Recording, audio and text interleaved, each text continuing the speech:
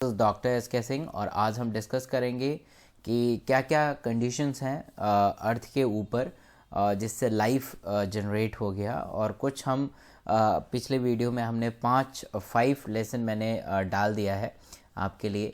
तो अगर आप बिल्कुल सीरीज़ में देखेंगे तो आपको इवोल्यूशन बहुत ही समझ में आएगा और बहुत ही एक फ्लो डेवलप हो जाएगा।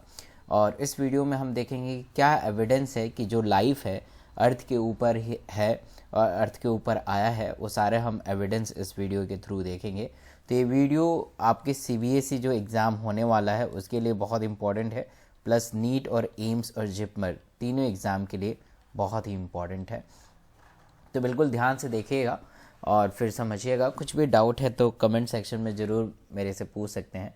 सो condition for origin of life हम देखेंगे कि इस मतलब पूरे अर्थ के ऊपर क्या ऐसे कंडीशंस थे जहाँ जिसके वजह से लाइफ जनरेट हो गया इस अर्थ के ऊपर। So they are the various conditions which is present on the earth, but उनमें से सबसे जो इम्पॉर्टेंट कंडीशंस हैं उन्हीं को यहाँ पे मैं थोड़ा सा हाईलाइट किया है मैंने। So the first condition, they must have been supply of replicators, that is self-producing molecules. This is very very important conditions. ऐसे molecules का development होना जिनसे एक नया molecules develop हो जाए, that is called replication. Replication मैंने पढ़ाया भी है आपको, that is DNA replication. DNA replication आपको पढ़ाया, जैसे डीएनए से एक नया डीएनए आ जाए वैसे ही मॉलिक्यूल से एक नया मॉलिक्यूल्स आ जाए।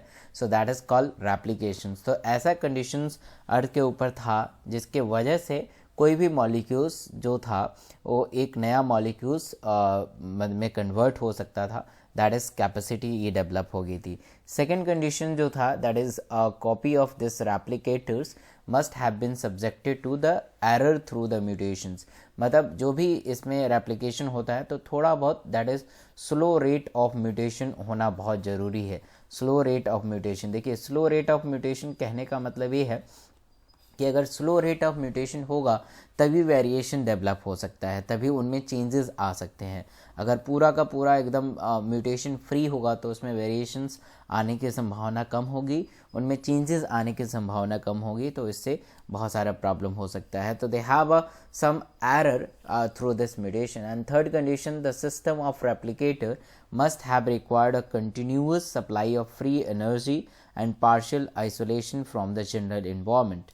मतलब कि इनमें फ्री एनर्जी का सप्लाई होता है और उसका अलग अलग कंडीशंस होता है। तो ये सारे कंडीशंस हैं।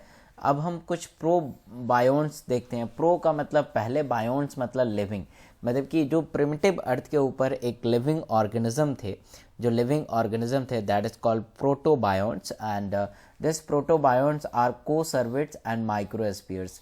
तो जो पहले सेल थे पूरे अर्थ के ऊपर, जो पहली बार लिविंग सेल्स जो आए हैं, they are coacervates and microsphere. यहाँ पे आप देख पा रहे हैं ये जो बड़े बड़े गोले नज़र आ रहे हैं आपको, यहाँ पे जो बड़े बड़े गोले नज़र आ रहे हैं ये सारे, so they are coacervates. The small tiny cells, they are living tiny cells, they are coacervates.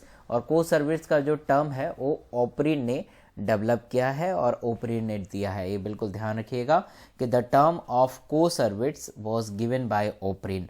And coacervates and microspheres are protobionts, they are primitive cells जो कि अर्थ के ऊपर सबसे पहले इवॉल्व हुए थे और आए थे। अब हम कुछ कोसर्विट्स के बारे में पूरा थोड़ा सा डिटेल कर लेते हैं। एग्ज़ाम पॉइंट ऑफ व्यू से पूरा डिटेल करना, आप बीएससी एमएससी तो नहीं कर रहे हैं, तो एग्ज़ाम पॉइंट ऑफ व्यू से क्या रेलेवेंट टॉपिक मतलब कि इसमें लाइन है या रेलेवेंट इंपॉर्टेंट इन्फॉर्मेशन है जो आपके एग्ज़ाम ओरिएंटेड है। तो कोसर्विट्स जो टर्म है, सबसे पहले the term coacervates were given by Oparin. Oparin ने सबसे पहले ये टर्म दिया था। And it is a mixture of large number of protein. ये आया हुआ क्वेश्चन है कि द कोसर्विट्स के अंदर क्या क्या चीज़ें हैं, ठीक है। तो कोसर्विट्स के अंदर क्या है, सबसे ज़्यादा प्रोटीन्स हैं, पॉलीसेक्राइड्स हैं, ठीक है। एंड कोसर्विट्स आर फॉर्म, मतलब कि अगर मान लीजिए कि प्रोटीन को और पॉलीसेक्राइड्स को शेक कर दिया जाए, मिला दिया जाए, ठीक है, पॉलीसेक्राइड और प्रोटीन को मिला दिया जाए किसी बॉटल में, तो जो स्ट्रक्चर फॉर्म होता है they are called coacervates. So it is a mixture of large protein and polysaccharide shaken and this co-servits are formed. And this co-servit contain mainly protein, क्योंकि प्रोटीन से मिलकर बना होता है, वो पॉलीसेकेराइड्स एंड वाटर। ये क्वेश्चन आता है कि इसके अंदर क्या क्या चीज़ें हैं। तो कोसर्वेट्स के अंदर प्रोटीन्स है, पॉलीसेकेराइड्स है एंड वाटर है। They do not having lipid outer membrane, इसके बाहर साइड में लिपिड का लेयर नहीं होता है, hence they can not reproduce, ये रिप्रोड्यूस इसी वजह से नहीं हो पाते हैं। ये बहुत ही इंपॉर्टेंट इन्फॉर्मेशन है और आया हुआ क्वेश्चन है। तो सबसे पहला इन्फॉर्मेशन, द कोसर्वेट्स प्रोटोबायोन्ट्स हैं, they are develop first on the earth. The term coservates were given by O'Brien and it is a mixture of large number of protein and polysaccharides and it contain the polysaccharides, protein and water, और इनके ऊपर lipid का outer layer नहीं होता है, इसलिए reproduce नहीं करते हैं। अब हम माइक्रोस्फीयर के बारे में थोड़ा सा डिस्कस कर लेते हैं। माइक्रोस्फीयर्स, तो microsphere when the mixture of artificially produce organic compounds are mix with the cool water, the microspheres are form. तो अगर हम ठंडे पानी के साथ कुछ ऑर्गेनिक कंपाउंड्स को मिक्स करते हैं तो माइक्रोस्फीयर का फॉर्मेशन होता है। बट माइक्रोस्फीयर में सबसे समझने वाली बात यह है कि इसके ऊपर लिपिड का बाई लेयर होता है। They have lipid by layers and that lipid by layers, और सेल्स का भी ये मेम्ब्रेन होता है, तो ये लिपिड बाई लेयर्स होता है। अब हम डिस्कस करेंगे कि क्या एविडेंस है, क्या प्रमाण है कि अर्थ के ऊपर लाइफ आया, ठीक है, और अर्थ के ऊपर लाइफ क्रिएट हो गया। तो what is evidence of evolution? तो they are the various evidence बहुत सारे हैं, बट जो इम्पॉर्टेंट है वो देखेंगे। सबसे पहले हम एविडेंस देखेंगे, एविडेंस फ्रॉम एनाटमी। एनाटमी मतलब it is a study of internal structure of the organism, चाहे वो प्लांट के बारे में हो, चाहे किसी एनिमल के बारे में हो, चाहे ह्यूमन बींग के बारे में हो। तो that is anatomy, internal structure of the organism.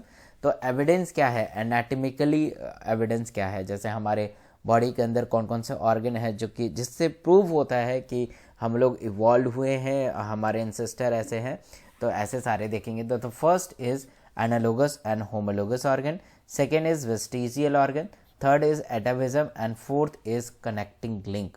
So they are the four evidence from the anatomy point of view, anatomical point of view. First is analogous and homologous organ, vestigial organ, atavism and connecting link. ये चारों organ बहुत ही important है। ये खासकर CBSE board में analogous homologous organ के बारे में बहुत बार क्वेश्चन आता है, और अगर नीट और एम्स के लिए इम्पॉर्टेंट तो है ही ये चारों टॉपिक, तो बिल्कुल ध्यान से समझिएगा। फर्स्ट हम स्टार्ट करते हैं एनालोगस ऑर्गन।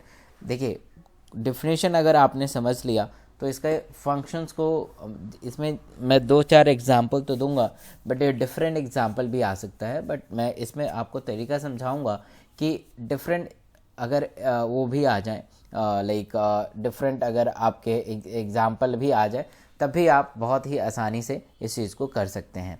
तो सबसे पहले बात करते हैं इसके डिफिनेशन से। The organs which have a similar function but have a different in structural detail and origin is called analogous organ। बिल्कुल ध्यान से समझिएगा।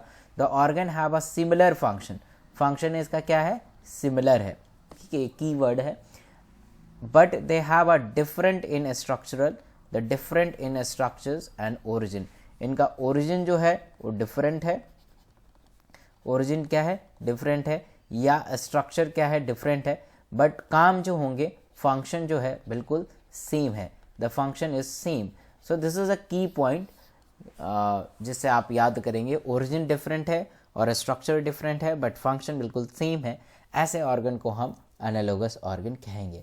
तो अगर आपको कोई भी एग्जांपल आ जाए, जस्ट सी द फंक्शन, क्योंकि ओरिजिन और स्ट्रक्चर तो आप बिल्कुल आइडेंटिफाई नहीं कर पाएंगे एडवर्स कंडीशन में, बट फंक्शन को तो आइडेंटिफाई कर पाएंगे, कि काम को आइडेंटिफाई कर पाएंगे। तो अगर कोई एग्जाम्पल है तो उस एग्जाम्पल में आपको सबसे पहले फंक्शन देखना है।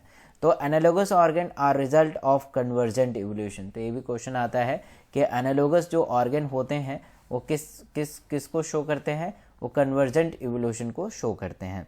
तो analogous organs are result of convergent evolution. कुछ एग्जाम्पल देख लेते हैं। Example, fins of fishes and flippers of whales are analogous organ. अब मान लीजिए इनका ओरिजिन मुझे नहीं पता है कि फिन्स का ओरिजिन कैसे है, फ्लिपर्स का ओरिजिन कैसे है, बट फंक्शन तो पता है कि फ़िश में जो फिन्स का काम है वो क्या है, स्विमिंग करना है, तैरना है। और फ्लिपर्स भी क्या करती हैं, स्विमिंग करती हैं। The function are same, therefore they are called analogous organ. ठीक है, तो ऐसे हम आइडेंटिफाई करने में मदद करेंगे।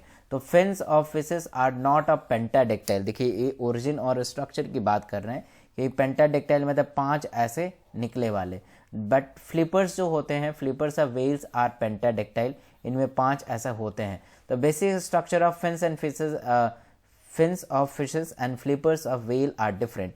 जो स्ट्रक्चर है, जो ओरिजिन है, बिल्कुल क्या है, डिफरेंट है, but the function is the same, that is swimming. So this is how to identify the whether the organ is analogous organ or homologous organ. Just see the function आपको बिल्कुल ध्यान से समझना है और देखना है, और उसे बहुत ही आराम से आप आइडेंटिफाई कर पाएंगे कि कौन सा ऑर्गन क्या है।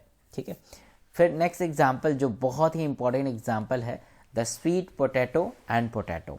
ठीक है, तो स्वीट पोटैटो एंड पोटैटो, अब देखिए मुझे ओरिजिन ही पता है, बट इतना तो पता है चाहे वो स्वीट पोटैटो हो या पोटैटो, दोनों खाने योग्य हैं और दोनों के अंदर कोई मतलब कि स्टोर, मतलब कि लाइक कोई भी एनर्जी या कोई भी कार्बोहाइड्रेट वगैरह स्टोर होगा। ठीक है, इतना तो बेसिक मुझे पता होगा। तो sweet potato and potato they help in storage of starch. ये क्या स्टोर करती हैं, स्टार्च स्टोर करती हैं। बट अगर हम ओरिजिन देखें तो sweet potato are arising from the root modification, it is a modified through the root. Root जब मॉडिफाई होता है तो उससे स्वीट पोटैटो बनता है, और पोटैटो जो होता है वो स्टेम का मॉडिफिकेशन है। तो origin are the different but the function is same. तो ओरिजिन डिफरेंट क्या है, इट इज जो स्वीट पोटैटो है it is a modification of root से मॉडिफाई होता है, और पोटैटो जो होता है स्टेम से मॉडिफाई होता है। तो ओरिजिन इज द डिफरेंट, है ना, structural detail are the different but the function is same. They help in storage of starch, starch के स्टोरेज में हेल्प करता है, इसलिए हम इसे एनालोगस ऑर्गन कहते हैं।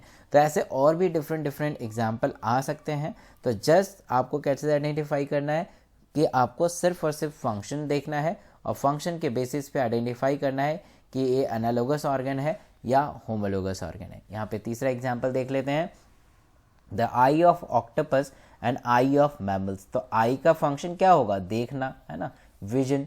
तो आई का फंक्शन क्या हो जाएगा, विजन हो जाएगा। ठीक है, तो आई का फंक्शन क्या हो जाएगा, विजन हो जाएगा। बट आप मतलब कि इसका ओरिजिन अगर देखेंगे तो डिफरेंट होगा। ठीक है, इसका ओरिजिन जो होगा डिफरेंट होगा। यहाँ पे देखेंगे कि आउटर लेयर में जो होता है, जैसे हम मैमल्स की बात करें तो सबसे आउटर में क्या होता है, स्क्लेरा होता है। ठीक है, फिर बीच में कॉराइड होता है, और लास्ट में रेटिना होता है। ऑक्टोपस की कंडीशन में आउटर लेयर रेटिना होता है, अंदर कॉराइड और स्क्लेरा होता है। तो ये स्ट्रक्चरल वेरिएशंस है, स्ट्रक्चरल वेरिएशंस है, बाकी मतलब फंक्शन बिल्कुल सेम है। फोर्थ एग्जांपल अगर देखें हम कि sting of honey bee and a Scorpio, sting of honey bee and a Scorpio. तो स्टिंग हनी बी का या स्कॉर्पियन का, दोनों का काम क्या है, डंक करना, बाइट करना, काटना। ठीक है, भले ही इसका ओरिजिन डिफरेंट हो। तो sting of honey bee is a modification of this ओविपोजिटर। अब ओविपोजिटर क्या होता है, ऐसा कुछ ओविपोजिटर होता है जिससे एग भी बाहर आता है, इससे एग भी बाहर आता है, और ये डंक में भी मतलब की वो होते हैं। तो ओविपोजिटर आर द मतलब structure, they are meant for the laying the egg. So the structure they help in egg laying, while that scorpion is a modification of last abdominal segment. अब ये abdominal segments है तो इसी से एक sting arise हो जाता है ऐसे इस टाइप का। ठीक है, तो स्कॉर्पियो में जो abdominal segment का लास्ट पार्ट होता है, जबकि हनी बी में जो होता है ओविपोजिटर जिससे एग प्रोड्यूस होता है उससे।